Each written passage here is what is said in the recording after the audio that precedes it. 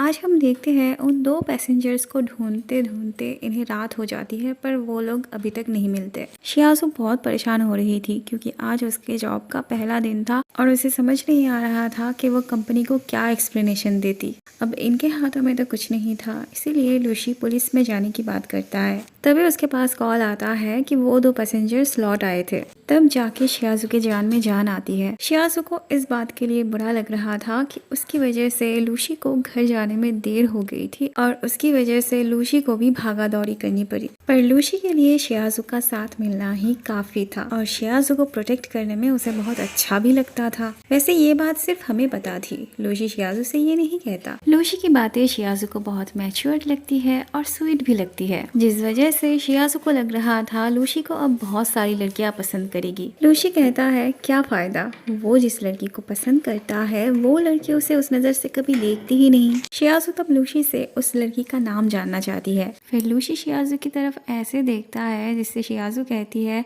वो उसे इस तरह से क्यों देख रहा है, क्या वो उसे पसंद करता है। लूसी पूछता है तो क्या होगा अगर वो सच में उसे पसंद करता हो। शियाजू फिर से लूसी की बात मजाक में लेती है, वो जैसे लूसी के साथ ऐसा कुछ सोच ही नहीं सकती थी। लूसी भी सच बोल के एम्बेरस्ड नहीं होना चाहता था। शियाजू की बस ऑलरेडी निकल चुकी थी तो शियाजू को लूसी के साथ ही जाना था और लूसी का सुबह क्लास था तो उसे भी जल्दी जाना था हॉस्टल। ऐसे में उन्हें एक साइकिल दिखती है और वो उस साइकिल को रेंट में लेता है। जाते जाते शियाजू इस रात को बहुत एंजॉय कर रही थी, मतलब खुले आसमान के नीचे से वो लोग जा रहे थे तो शियाजू को आसमान के तारे देख के बहुत अच्छा लगता है। पर लूसी के दिमाग में ये चल रहा था कि शियाजू के दिल में अभी भी उसके लिए कोई फीलिंग्स नहीं थी, बल्कि वो तो उसके पसंद करने को मजाक में लेती थी। और ये सब सोचते वक्त वो आगे पीछे कुछ भी नहीं देख रहा था, बस साइकिल चलाता जा रहा था, जिस वजह से वो दोनों गिरने ही जा रहे थे। शियाजू जब पूछती है उसका ध्यान कहाँ था, लूसी कहता है कि उसने लाइट ठीक से पकड़ी नहीं थी इसीलिए ऐसा हुआ। ऐसे में शियाजू के पास चेंगली का कॉल आता है, उससे शियाजू की फिक्र हो रही थी। लूसी थोड़ा फोन के करीब जाके चेंगली की बातें सुनने की कोशिश करता है।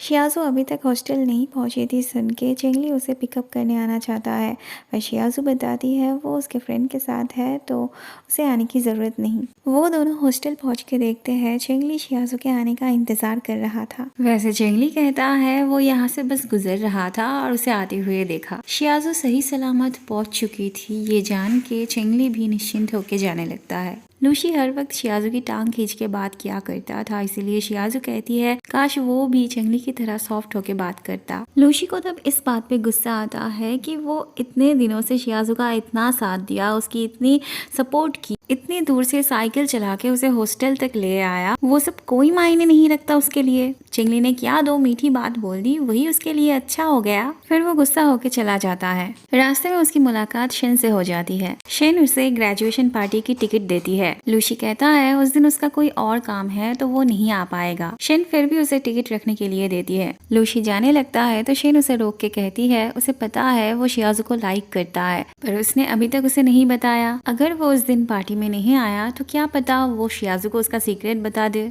सोते वक्त शियाजू सोच रही थी क्या लूसी उसे सच में पसंद करता है। फिर उसे खुद ही लगता है कि ऐसा नहीं हो सकता, वो कुछ ज्यादा ही सोच रही है। अगले दिन चेंगली शियाजू को ग्रेजुएशन पार्टी की टिकट देता है। लूसी भी शियाजू के पास आ रहा था। उन दोनों को साथ में देख के लूसी जल्दी से आके शियाजू को लंच के लिए ले जाना चाहता है, पर शियाजू को अभी नहीं खाना था। लूसी भी पार्टी वाले दिन शियाजू के साथ मूवी देखने जाना चाहता था। शियाजू ने चेंगली को अभी तक कोई आंसर नहीं दिया था, पर वो पता नहीं क्यों अचानक से बोलती है कि उसने चेंगली को प्रॉमिस किया है वो उसके साथ पार्टी में जाएगी। लूसी फिर से गुस्सा होके चला जाता है। बाद में लूसी को होंगजू से पता चलता है पार्टी वाले दिन चेंगली शियाजू के लिए एक लव सॉन्ग गाने वाला है। लूसी ने शेन का दिया हुआ टिकट डस्टबिन में फेंक दिया था, लेकिन अब उसे भी इस पार्टी में जाना था। पार्टी वाले दिन लूसी को आते हुए देख शेन दौड़ के उसके पास आती है। उसे लग रहा था लूसी उसके कहने पर यहाँ आया था, पर बाद में उसे पता चलता है लूसी एक्चुअली किसके लिए आया था। लूसी कहता है शुरू में ही उसने क्लियर कर दिया था कि वो उसे पसंद नहीं करता। पार्टी में टाओ को आते देख होंगजू उसके पास जाता है बात करने। वो तो बेझिझक टाओ का हाथ भी पकड़ लेता है। तब शियाजू जल्दी से टाओ का हाथ छुड़ाती है। होंगजू टाओ से अलग से बात करना चाहता था। टाओ उससे बात तो नहीं करना चाहती थी, पर उसे मना भी नहीं करती। होंगजू टाओ से कहता है लूसी शियाजू को पसंद करता है और वो भी बहुत पहले से, तो क्या वो दोनों उन दोनों की मैच मेकर्स बन जाए। ये बात तो साफ थी, होंगजू वापस टाओ के पास लौटना चाहता था। टाओ शुरू में तो इस बात को लेके बहुत खुश होती है, पर होंगजू के साथ उसके ब्रेकअप का ख्याल आते ही वो इस बात को भूल जाने के लिए बोलती है। वो अब किसी भी बहाने होंगजू को अपने आसपास भी देखना नहीं चाहती थी। फिर टाओ को किसी का कॉल आता है और वो हंसते हंसते बात करते हुए चली जाती है। होंगजू भी उसके पीछे जाने लगता है। वहाँ प्रोग्राम शुरू होने से पहले सबको डांस करने के लिए कहा जाता है। शियाजू को डांस करना नहीं आता था, फिर भी चेंगली उसे डांस करने ले आता है। वहाँ शेन लूसी को डांस करवा रही थी, पर लूसी का सारा ध्यान शियाजू पर था। शियाजू डांस करते वक्त बहुत एंजॉय कर रही थी, पर लूसी से और बर्दाश्त नहीं हो रहा था। शेन के रोकने पर भी लूसी शियाजू के पास आता है। लूसी को चेंगली पर गुस्सा आ रहा था, क्योंकि लूसी के नजर में शियाजू पेंगुइन की तरह डांस कर रही थी, और ये देखकर भी चेंगली उसे रोक नहीं रहा था, बल्कि उसे और बढ़ावा दे रहा था डांस करने के लिए। शियाजू को तब लूसी पर गुस्सा आ जाता है। वो शेन से कहती है लूसी को संभाल के रखने के लिए। उसके जाने के बाद शेन लूसी से कहती है हर लड़की को एक जेंटलमैन टाइप का लड़का पसंद होता है, और वो शियाजू से जिस तरह से बात करता है उससे शियाजू कैसे उसे पसंद करेगी। थोड़ी देर बाद चेंगली की परफॉर्मेंस की बारी आती है, पर उसका परफॉर्मेंस शुरू होने से पहले ही ये दोनों झगड़ा करते हुए आने लगते हैं, और टाओ के साथ साथ शियाजू भी बाहर चली जाती है। शियाजू उसे कंफर्ट करने लगती है। टाओ खुद की वजह से बाकियों का मूड खराब नहीं करना चाहती थी, इसलिए वो अपने घर चली जाती है। लूसी भी उनके पीछे बाहर चला आया था। शियाजू होंगजू की वजह से बहुत गुस्से में थी। गुस्से से चलते वक्त शियाजू गिरने जाती है तो लूसी उसका हाथ पकड़ता है। शियाजू जल्दी से अपना हाथ छुड़ा लेती है।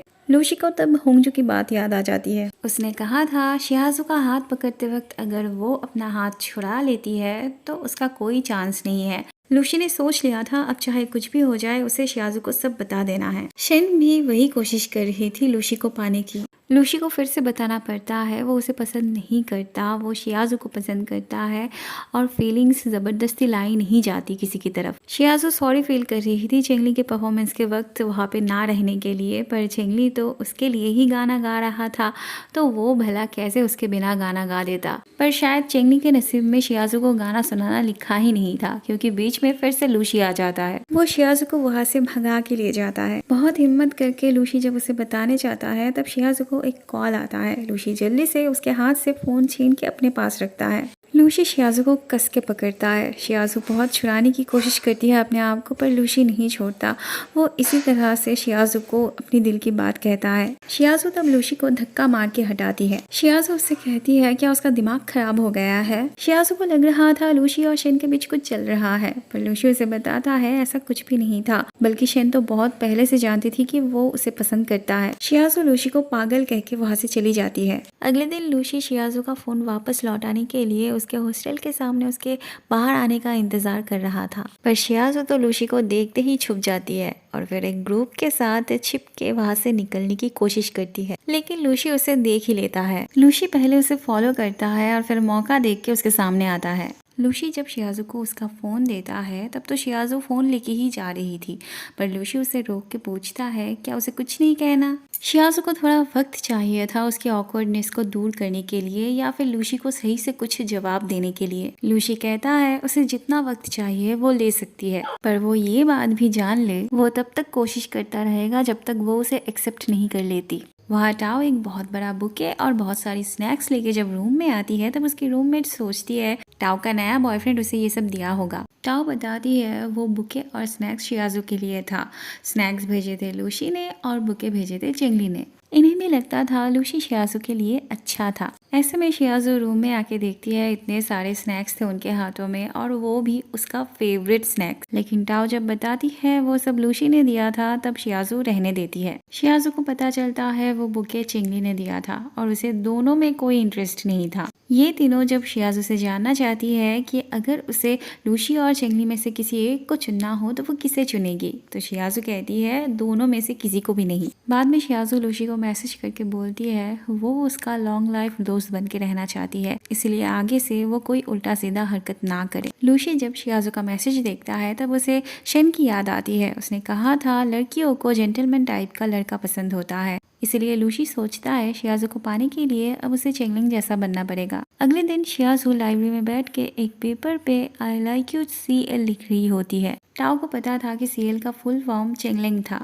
शियाजू कहती है वो उसे गलत ना समझे, वो तो कब की चिंगलिंग पर गिव अप कर चुकी है। वो ये सब लूसी को दिखाने के लिए कर रही है ताकि लूसी उस पर गिव अप कर दे। बाद में शियाजू लूसी को लाइब्रेरी बुलाती है उसका टेप रिकॉर्डर वापस देने के बहाने। लूसी भी जैसे तैयार था जाने के लिए। लाइब्रेरी पहुंच के वो जब शियाजू के पास बैठता है तब उसकी नजर में आती है शियाजू का लिखा हुआ उस नोट पे आई लाइक यू CL।